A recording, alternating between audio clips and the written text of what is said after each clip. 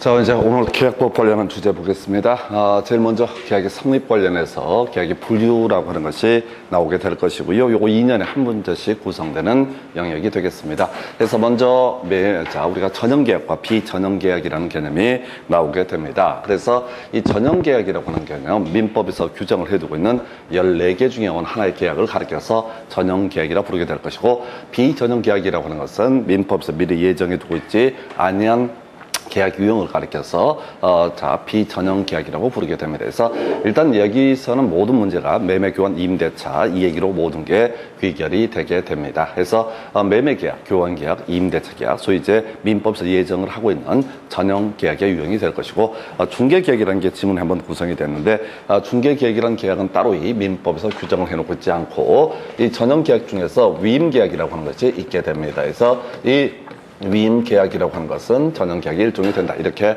봐야 되는데 큰 이슈가 되지 않아요. 그래서 주로 우리가 지금 논의를 하게 되는 것이 낙성 계약과 요물 계약이라는 개념부터 가게 되죠. 그래서 의사의 합치 있게 되면 그때 계약은 성립하게 된다라고 하는 것, 즉 두 개의 의사의 합치, 청약과 승낙이 있게 되면 계약이 성립하게 되는 것을 낙성 계약. 그래서 승낙할 때 낙자고요, 그다음에 성립한다는 데서 성자를 써서 승낙이 있으면 성립하게 되는 계약을 낙성 계약이라고 부르게 됩니다. 그래서 역시 가장 대표적인 게 매매, 교환, 임대차라고 하는 개념이 되게 될 것이고요. 우리 시험 범주에서 유일하게 요물 계약으로 논의가 되는 것은 계약금 계약이라는 개념이 되게 됩니다. 그래서 이 매매 계약을 체결할 때 종된 계약으로서 체결하는 것 중에 하나가 계약금 계약이라는 것이 나올 텐데, 뒤에서 어차피 계약금 계약은 한 문제를 따로 구성하는 그런 영역이 되게 됩니다. 그래서 계약금 매매, 만약에 갑소유 X 부동산이라고 하는 것을 을과 매매 계약을 체결을 하면서 이 부동산 1억으로 매가를 결정을 하게 됩니다. 그래서 매매 계약 성립했어요. 따로 이 매매 대금을 지급하지 않은 상태에서도 매매 계약은 성립하게 됩니다. 근데 계약금 계약이라고 해서 매매 계약을 체결할 때 경우에 따라서 계약금 1,000만 원 이렇게 약정을 한 경우가 있다. 그런데 이제 계약금 1,000만 원 주기로 했다고 해서 계약이라는 것이 성립하는 것은 아니고요. 이때 계약금 교부가 이루어져야지 계약금 계약은 성립하게 된다. 그래서 유일한 요물 계약이라고 해서 계약금 계약이라는 개념이 있게 될 것이고요. 그 다음에 이제 지금 급여 실현 계속 여부에 따라서 일시적 계약과 계속적 계약으로 구분해 볼 수 있다 해서, 매매 계약, 교환 계약이라고 하는 것은 재산권의 이전이라든가 또 금전 외 재산권을 상대방에게 이전해 주게 된다. 혹은 매매 계약에 있어서 매수인이 매매 대금을 매도인에게 지급을 하게 되면 더 이상 볼 일 없는 거, 이걸 우리가 일시적 계약이라는 용어를 쓰게 될 테고요. 일시적 계약이라고 하는 주제는 나중에 해제라는 개념에서 문제가 되게 됩니다. 그래서 매매 계약을 체결했는데 매도인이 등기를 넘겨주지 않게 되거나 매수인이 매도인에 대해서 대금을 지급하지 않게 되면은 이때 일방 당사자 상대방에 대해서 해제권이라는 것을 행사할 수 있다, 이렇게 해석을 하게 되죠. 일단은 요거 할 때 우리 앞에서 무효인 법률 행위하고요, 유효인 법률행위, 취소할 수 있는 법률행위, 이런 얘기를 했을 때 바로 유효인 법률행위였을 때만 해제 문제가 발생을 하게 된다. 그래서 매매 계약이나 교환 계약이 유효하게 성립했는데 그 후에 이행의 문제라고 하는 거, 이행을 채무를 이행하지 않게 되면 상대방에 대해서 해제권이라는 것을 행사할 수 있겠고요. 그 다음에 계속적 계약에서는 나오는 쟁점이 임대차가 대표적인데 해지라는 개념이 나오게 되죠. 그래서 이 해지 얘기도 마찬가지죠. 명의신탁할 때 논의했던 개념 중에 하나가 됩니다. 그래서 바로 어떤 명의신탁이라는 게 실명법을 적용하지 않는다라고 해서 양가상신 이렇게 했었죠. 양도담보, 가등기 담보, 상호명의신탁, 그 다음에 신탁법상 신탁, 이런 것들은 유효하다라고 봤었고, 나중에 유효하기 때문에 해지라는 것을 할 수 있다라고 하는 거에서, 무효였을 때는 소위 이제 계약 명의신탁이라든가 또는 3자간 등기 명의신탁처럼 무효로 어떤 결정이 되게 되면 해제 문제가 발생하지 않는다. 그리고 이제 나중에 임대차 쪽에서 자주 다뤄지는 것이 해지라는 개념이 있게 되겠습니다. 그래서 이게 이제 일시적 계약과 계속적 계약이라는 개념이 하나가 이슈가 되겠고요. 쌍무계약과 편무계약, 양 당사자에게 일정한 채무가 발생하게 되는 것을 쌍무계약. 그냥 그 스토리는 똑같아. 매매, 교환, 임대차, 쌍무계약에 해당이 되게 될 것이다. 한편, 야, 내가 너한테 보자. 뭐 예를 들어서 자동차 한 대를 줄게. 내가 가지고 있는 걸 중고차를 줄게 했을 때 상대방이 좋아라고 하게 되면 그때 성립하는 계약을 증여계약이라고 부르게 될 테고, 증여계약도 당연히 양 당사자의 의사의 합치가 있을 때 계약은 성립하게 될 것이다. 그래서 이 증여계약이 성립하게 되면 증여를 하는 사람만 일정한 채무가 발생을 하게 된다. 그래서 일방 당사자에게만 채무가 발생하기 때문에 이걸 편무계약이라고 정의를 하게 됩니다. 그래서 이렇게 이제 대가적 채무 의무에 따라서 쌍무계약과 편무계약, 그리고 이 쌍무계약에서 우리가 따로 공부할 주제가 동시이행의 항변권이라든가 위험부담의 법리라는 주제가 나오게 됩니다. 그 다음에 이제 재산의 출현 여부에 따라서 매매계약, 그 다음에 교환계약, 임대차 계약 같은 유상계약이 있을 테고, 또 하나가 증여계약이라는 것은 소위 무상계약의 일종이 되게 된다. 최근 시험 지문 중에서 사용대차라는 것이 한번 구성이 됐었죠. 그래서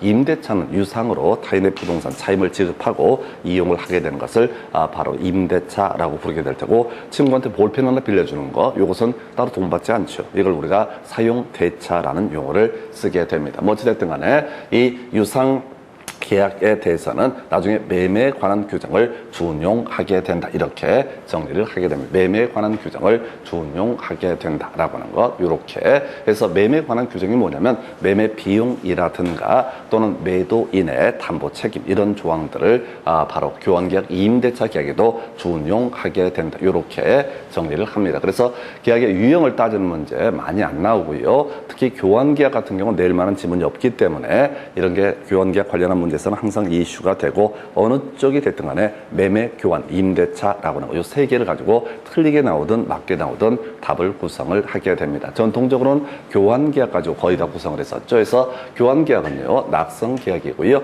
교환계약은 쌍무계약이고, 교환계약은 유상계약이다. 이런 식으로 이렇게 구성을 했었고, 요즘엔 거의 구성되지 않는데 저런 게 있었어요. 쌍무계약은 유상계약이다. 이런 명제가 나오게 됩니다. 그래서 쌍유 이렇게 외우셔야 돼. 쌍무계약은 모두 다 유상계약에 해당이 된다. 제일 지저분한 지문 중에 하나가 될 텐데 쌍유라고 하는 거, 요거 하나만 기억하시면 좋겠고, 어느 쪽이 됐든 간에 매매교환, 임대차를 가지고 문제 구성을 하게 된다라고 할 것, 요 정도가 계약의 분류라는 개념이 되겠고요. 자, 계약의 성립사, 청약과 성락이라는 의사의 합치가 있게 되면 어떻다? 계약은 성립하게 된다라고 이렇게 되어 있습니다. 그래서 가장 일반적인 계약의 성립이라는 것은 청약과 성락이라는 의사의 합치가 있게 되면 계약은 성립하게 됩니다. 그래서 두 개의 의사가 합치하지 않는다라고 하면 계약은 성립하지 않는다라고 할 것. 그래서 이런 식이죠. 갑 소유의 X 부동산에 대해서 갑이 내 부동산을 1억에 사라라고 을에게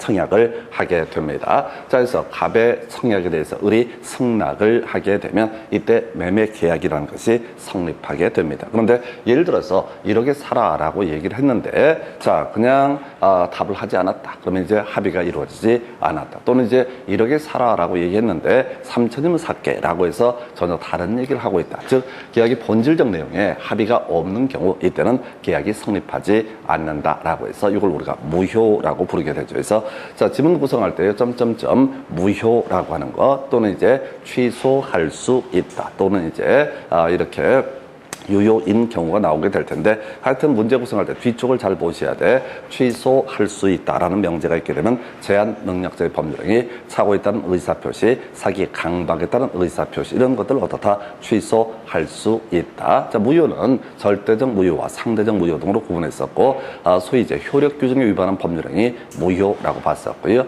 그 다음에 또 하나 반사회적 법률행위, 불공정한 법률행위, 통정의 표시라고 하는 것도 무효로 봤었고, 어려웠던 것이 비진의 의사표시 중에서 상대방이 알았거나 알 수 있었을 때 이런 걸 뭐라고 한다? 무효, 이렇게 선언을 하게 됩니다. 그래서 이 지문 전에 이제 나왔던 게 쭉 이렇게 깔아놓고요.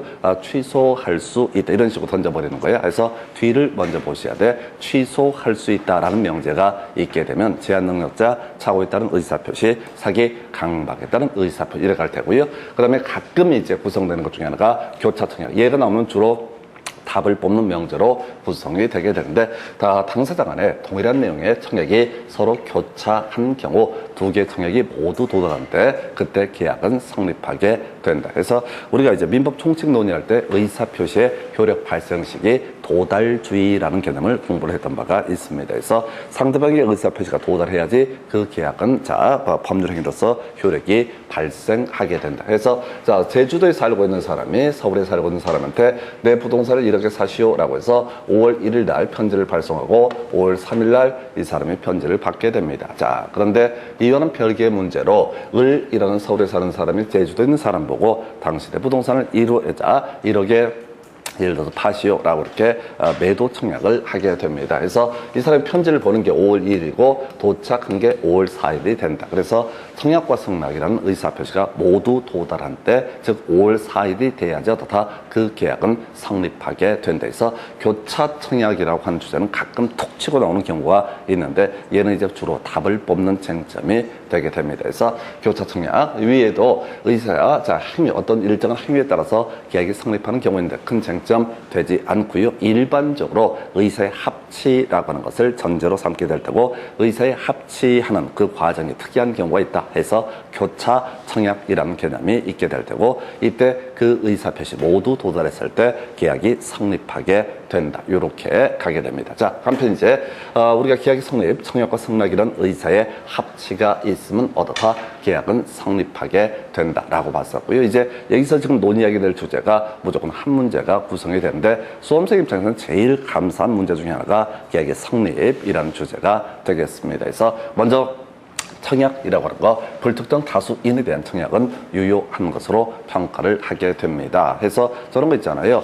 지금 이제 외국 영화 같은 걸 보게 되면 미국 놈들은 그 집 앞에다가 몇만 달러에 판다 이렇게 플랜카드를 붙여놓은 경우가 있습니다. 그런 것들이 뭐가 될 수 있다? 불특정 다수에 대한 청약이 되게 될 것이다 라고 이렇게 봐야겠고요. 그래서 이때 청약은 유효한 것으로 보게 됩니다. 바로 비교해서 승낙이라고 하는 거, 불특정 다수인에 대한 승낙은 무효이다 라고 이렇게 얘기를 합니다. 그래서 설악산 또는 이제 서울에 있어서 북한산 올라가 가지고요, 여기 있는 부동산을 다 사겠다라고 이렇게 큰 소리로 외쳤다고 해서 그때 계약이 성립하는 것은 아니다. 복덕방에서 수많은 매물 등을 등록을 해놨을 거란 말이에요. 문 앞에다 다 붙여놨다고. 그래서 큰 소리로 나가서 내가 이 부동산 나온 매물을 다 매입을 하겠다라고 이렇게 큰 소리를 쳤다고 해서 매매 계약이 성립하는 것은 아니다라고 할 것. 그래서 이 불특정 다수에 대한 승낙이라는 것은 무효 이렇게 가게 됩니다. 그래서 이게 기본이 될 테고, 그다음에 좀 특이한 것 중에 하나가 이게 있죠. 청약자가 정한 기간 내에 이의를 제기하지 아니하면 승낙한 것으로 간주한다라는 뜻을 청약시에 표시했다라고 할지라도 상대방은 이에 구속되지 않는다. 이런 청약은 뭐가 된다? 무효가 되게 됩니다. 그래서 이 현실적으로 되게 많아요. 그래서 우리가 그런 거 있죠. 내용 증명이라고 해서 자신의 의사 표시를 쭉 하게 됩니다. 그래서 당신이 언제까지 답을 주지 않게 되면 요거 인정하는 것으로 간주하겠다. 이런 식으로 뭐라고 씹으리는 것들 다 무효가 되게 됩니다. 그래서 요것도 나오면 답이 되는 주제. 그래서 청약자가 정한 기간 내에 이의를 제기하지 않으면 승낙을 하는 것으로 간주하겠다. 이런 식의 문구를 청약서에 썼다라고 할지라도 이 자체에 어떻다 아무런 효력이 발생하지 않는다라고 할 것. 이렇게 하나 보겠고요. 그다음에 청약 상대방에게 도달했을 때부터 효력이 발생한다. 그래서 도달주의, 승낙도 청약도 기본적으로 도달주의라고 이렇게 돼 있습니다. 그래서 이게 이제 4번 지문과 같이 연계되는 게 계약의 청약은 이를 처리하지 못한다. 이런 명제가 있는데, 이 조항의 취지라고 하는 것은 뭔 소리야? 이 조항의 취지라고 하는 것은 이 얘기야. 이미 도달해서 청약으로서 의사표시가 도달했을 때 그때 가서 어떻다 말을 바꿀 수가 없다 해서 이때 청약은 처리하지 못한다. 그래서 기본적으로 거의 다 처리 안 되죠. 근데 처리됐던 거 몇 개 하나 있었던데, 계약의 무권 대리라고 하는 부분에 있어서, 무권 대리는 상대방이라는 사람이 선이었을 때, 바로 뭘 할 수 있다? 추인 또는 추인 거절의 의사 표시를 하기 전에 철회할 수 있다. 드문 케이스입니다. 그래서 대부분의 의사 표시는 도달하게 되면 그대로 다 효력이 발생하기 때문에 철회라고 하는 것은 인정되지 않는다라고 할까. 그래서 이 철회 얘기할 때는 항상 같이 기억할 게, 상대방 있는 단독행위에서 동철, 상추, 취해에서 동의, 철회, 창계, 추인, 취소, 해제, 해지라고 하는 것 이런 것들이 뭐가 된다? 상대방 있는 단독행위, 소위 법률행위의 한 분류가 되게 될 것이다. 자, 그 다음에 이제 청약자가 그 통지를 발송한 후 사망하거나 제한 능력자가 되더라도 의사표시 효력에는 영향을 미치지 아니한다. 이게 뭐 지겹게 민법 총칙 파트에서 다뤄왔던 얘기 중에 하나가 되겠고요. 그 외에 만약에 청약을 할 때 승낙기간을 정했던 청약이다라고 하게 되면 그 기간 내에 이 승낙의 통지가 없으면 그때 청약은 효력을 상실하게 된다 해서 뭐 그렇게 어렵거나 그런 주제는 아니죠. 그 다음에 이제 이에 대응해서 승낙 관련해서 승낙이라고 하는 것, 불특정 다수인에 대한 승낙은 아까 무효라고 봤었고요. 자, 승낙기간이 정해진 경우에는 그 승낙기간 내에 승낙을 해야지 계약이 성립하게 될 것이다. 그 외에 승낙기간이 정해져 있지 않게 되면 갑이 을한테 편지를 보낼 때 언제까지 답을 달라라고 얘기를 하지 않았으면 상당한 기간이 경과됐을 때 그때 적절한 기간 내에 자 답을 하지 않게 되면 이 청약의 청약은 그 효력을 상실하게 될 것이고요. 달리 얘기하면 승낙기간 내에 승낙을 하거나 자 승낙기간이 없을 때 적절한 기간 내에 승낙을 하게 되면 어떻다? 그 계약은 성립하게 된다. 그리고 좀 특이한 거 하나 있죠. 그래서 우리가 계속해서 발신주의, 도달주의 얘기를 하게 되는데 특이하게 발신주의라는 개념이 있게 됩니다. 그래서 우리 시험 기준으로는 8년 정도에 한 번 정도 구성되던 주제 같은데 격지장의 계약이라고 하는 거 승낙의 통지를 발송한 때 그 계약이 성립한다. 아까 우리 예를 들었던 게 이런 식의 얘기를 했었죠. 자, 먼저 교차 청약 얘기를 하면서 5월 1일 날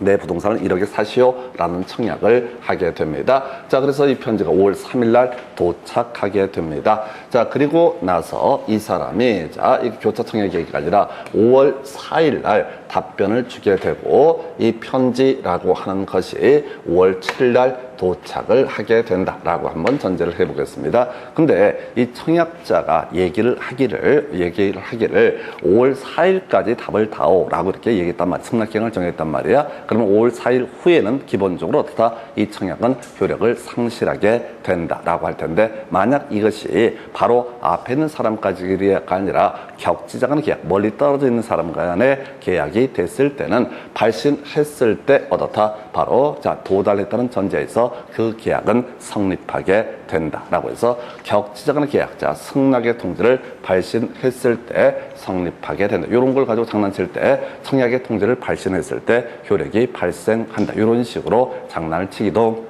합니다. 그래서 이 파트는요, 사실 내용 자체는 정말 간단한 주제인데 실제 문제 볼 때는 막 실수할 수 있고 좀 떨리는 부분이야. 왜? 틀리면 절대 안 된다고 생각하니까. 그 외에 청약의 조건을 붙이거나 변경을 가해서 한 승낙은 그때 새로이 청약을 한 것으로 본다라고 해서 자, 지금 이 사람이 1억에 이 부동산을 사시오라고 청약을 했습니다. 자, 근데 승낙을 하게 되는데 9천이면 사겠습니다라는 승낙을 했다라고 했을 때 이 승낙은 계약이 성립하는 그 승낙이 아니라 새로운 청약으로 보게 된다라고 해서 이 정도가 바로 청약과 승낙 관련한 주제. 관련 쟁점 다시 정리하게 되면 이렇습니다.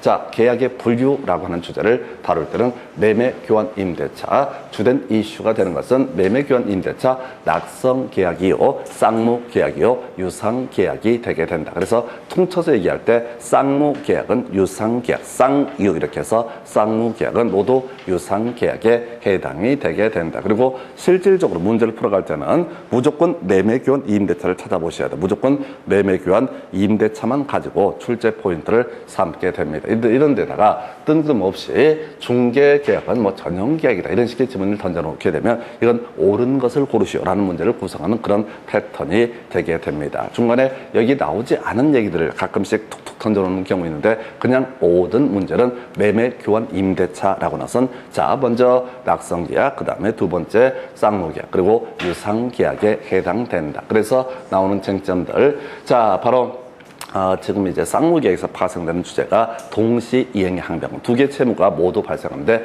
일방 당사자가 자신의 채무를 이행하지 않으면서 상대방의 이행을 청구했을 때 너도 이행해 라고 하는 바로 이행 거절의 권능, 동시 이행의 항변권. 그 다음에 이제 매매 계약을 체결할 때는 아무런 문제가 없었던 건물 등이 중간에 소실되거나 이런 문제가 터졌을 때 수용당했을 때 누가 책임을 질 것이냐 이걸 우리가 위험 부담을 법리해서 소위 쌍무계약에서 동시 이행의 항변권 얘기하고 되고요. 위험 부담의 법리라는 개념이 파생되게 된다. 유상계약에서 나오게 되는 게 매도인의 담보 책임이라는 개념이 하나의 이슈가 되게 된다. 그래서 이 정도의 내용이 자 계약의 유형, 자 2년에 한 문제꼴 그리고 1년에 무조건 한 문제씩 구성하는 영역이 바로 계약의 성립이라고 해서 자 일단은 두 개 의사의 합치 있으면 다 계약은 성립하게 된다라고 했었고 그때 의사의 합치 유형 중에 특수한 경우가 교차 청약이라고 하는 거 그래서 결국은 두 번째 의사 표시가 상대방에게 도달했을 때 달리표는 모든 의사표시가 상대방에 도달했을 때